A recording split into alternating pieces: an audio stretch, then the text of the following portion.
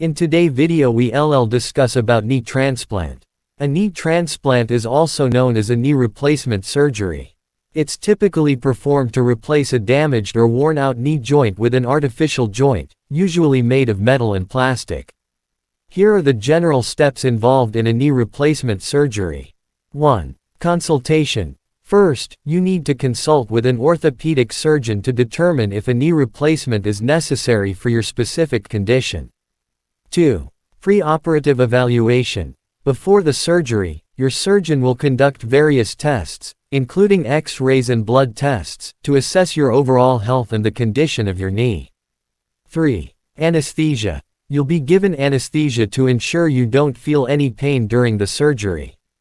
Knee replacements can be done under general or regional anesthesia.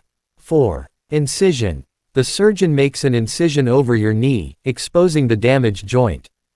5. Reshaping the bones. The damaged parts of the thigh bone, femur, and shin bone, tibia, are removed, and the surfaces are reshaped to accommodate the artificial joint components. 6. Implant placement. Metal components are attached to the newly shaped bones, and a plastic spacer is inserted between them to create the artificial joint. 7. Closure. The incision is closed with stitches or staples, and a dressing is applied. 8. Recovery. You'll be moved to a recovery room and then a hospital room, where you'll begin rehabilitation and physical therapy. 9. Post-operative care. After the surgery, you'll be provided with pain management and physical therapy to help you regain strength and mobility.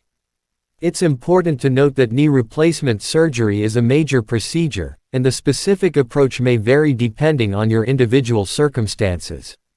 Recovery time varies, but most patients can resume normal activities within a few weeks to months. Your orthopedic surgeon will provide detailed instructions and guidance throughout the process.